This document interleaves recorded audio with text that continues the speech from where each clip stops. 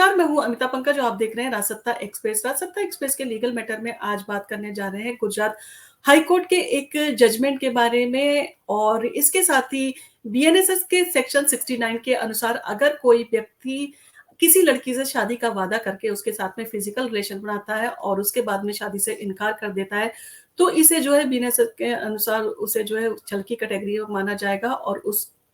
Punishment के लिए उसे 10 साल की सजा और उसके ऊपर जुर्माना भी लगाया जा सकता है। परंतु गुजरात हाई कोर्ट ने इन्हीं सारी चीज़ों के ऊपर जजमेंट दिया है कि कब किसी फिजिकल रिलेशन को रेप की कैटेगरी में रखा जा सकता है और कब उस फिजिकल रिलेशन को जो है रेप की कैटेगरी में नहीं रखा जा सकता है। दरअसल एक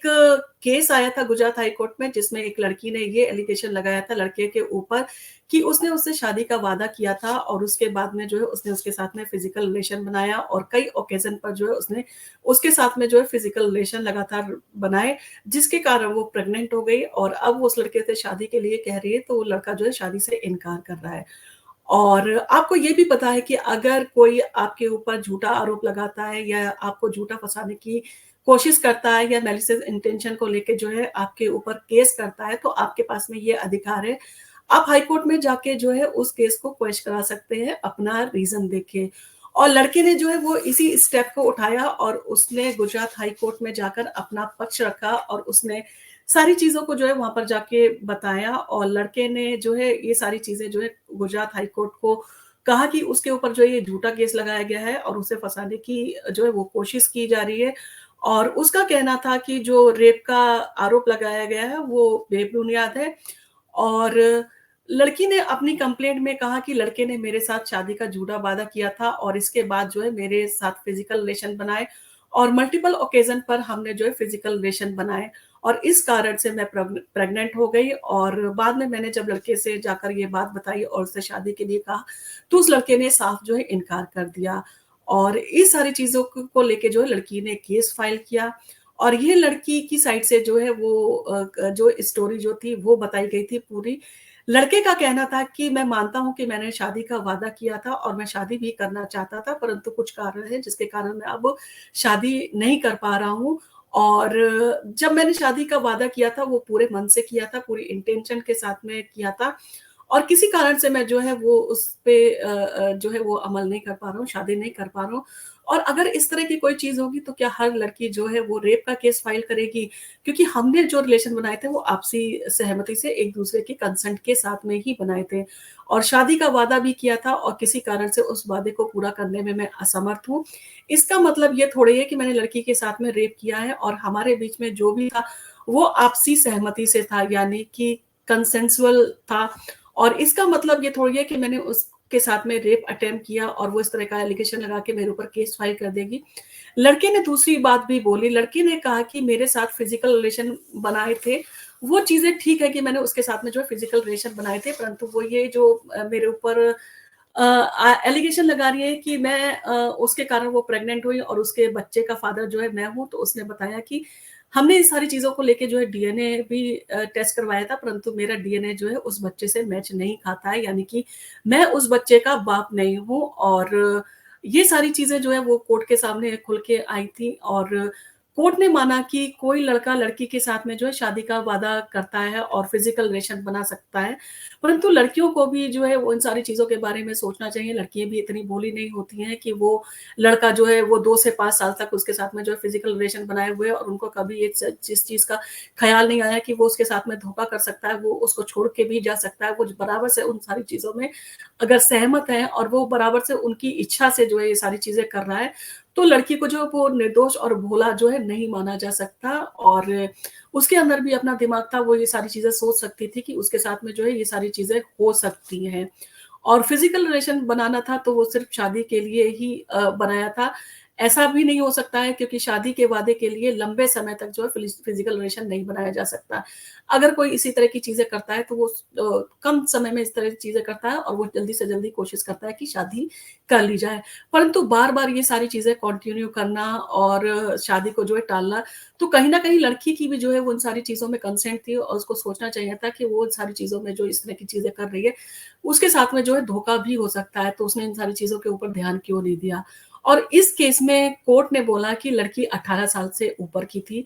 और ये जानती थी कि वो जो कर रही है वो उसके क्या परिणाम होगा, यानी कि उसको जो है बेवकूफ़ नहीं बनाया जा सकता। उसकी अपनी मर्ज़ी थी फ़िज़िकल रिलेशन की और वो इन सारी चीज़ों में जो है वो इन्वॉल्व रही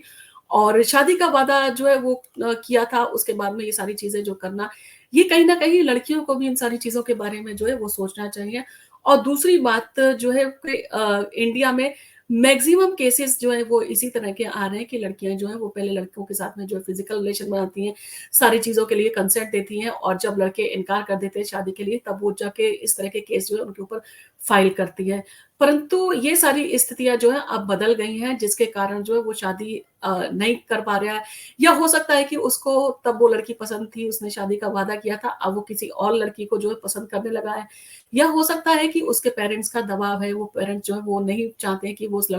उस लड़की के साथ में जो है वो शादी करे। तो परिस्थितियाँ जो है वो बदल सकती हैं। अब ऐसे में आप उसका आरोप ये नहीं लगा सकते कि उस लड़के ने जो है वो रेप करने की इंटेंशन से जो है उसके साथ में इस तरह के जो है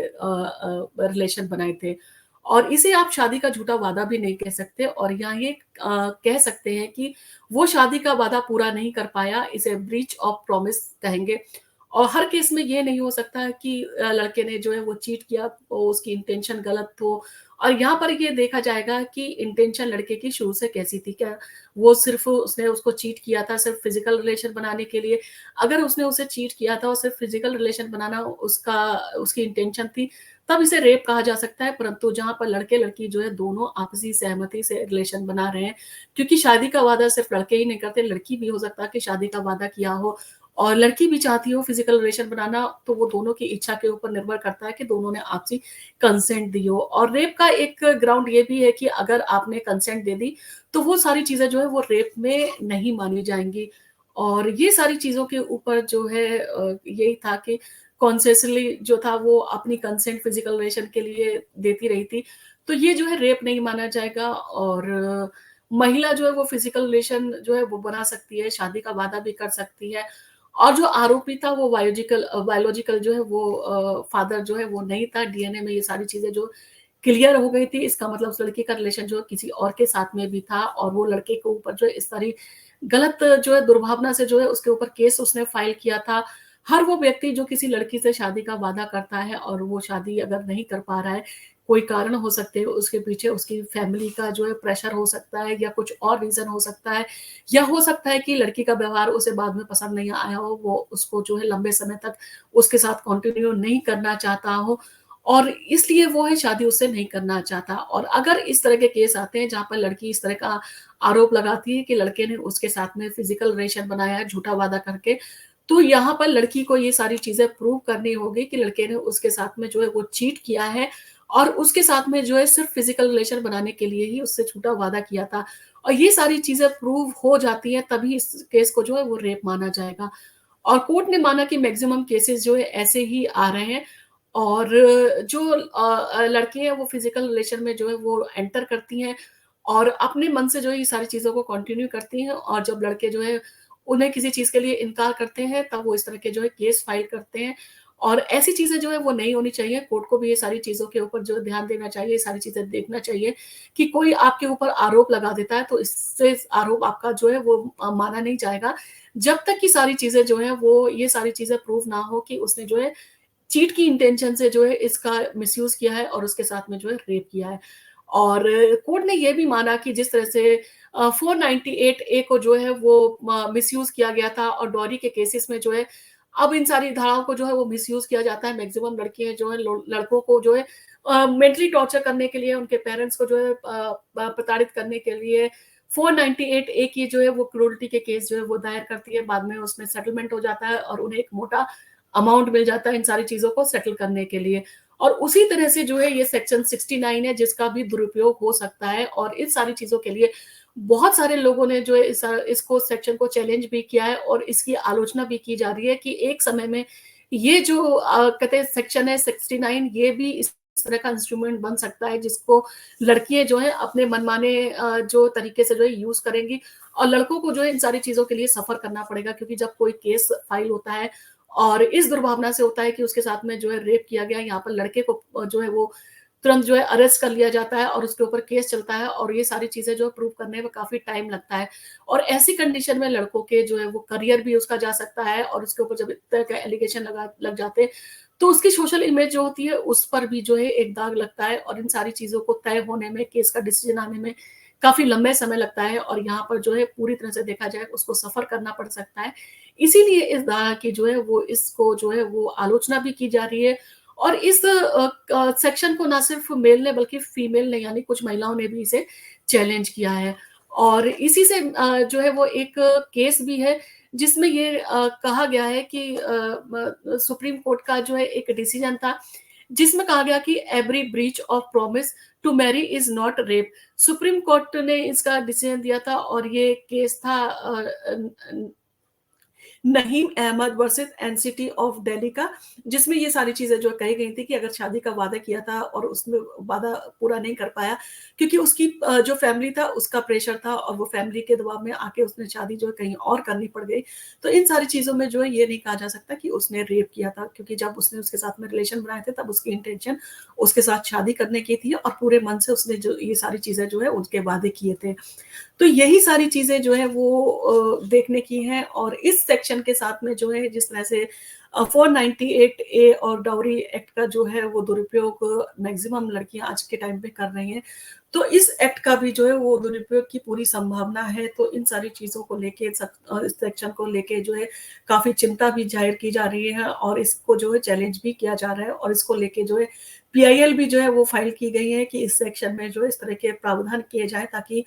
इन सारी चीज़ों में सिर्फ लड़के को ही ना फँसाया जाए, अगर दोनों पक्षों को जो है देखा जाए, उसके बाद में इसमें डिसीज़न जो है वो सुनाया जाए। अब इन सारी चीज़ों के साथ में जो है ये जो कि लड़का है वो पूरी लाइफ़ इन सारी चीज़ों को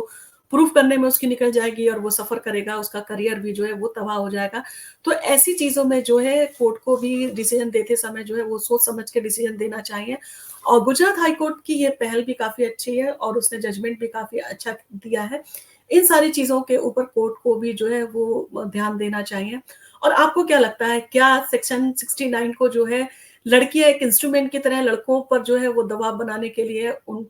उनके ऊपर जो है इस तरह के कानून का मिसयूज़ करने के लिए इस्तेमाल कर सकती हैं? और अगर कर सकती हैं तो इसके लिए जो है क्या जो है वो उपाय हो सकते हैं? या इसके ऊपर जो है कि सरकार से क्या डिमांड की जा सकती है, इसमें जो है वो चेंजेज़ किए जाएँ? क्योंकि अभी जो है वो जितने 3 क्रिमिनल लॉज़ आए हैं उसके ऊपर जो है आपको इन सारे सेक्शंस पे लेके अगर कोई ऑब्जेक्शन है, तो आपकी जो है वो क्वेरीज़ जो है वो भी सबमिट की जा रही है ताकि इसमें जो है चेंजेज़ भी लाए जा सकें।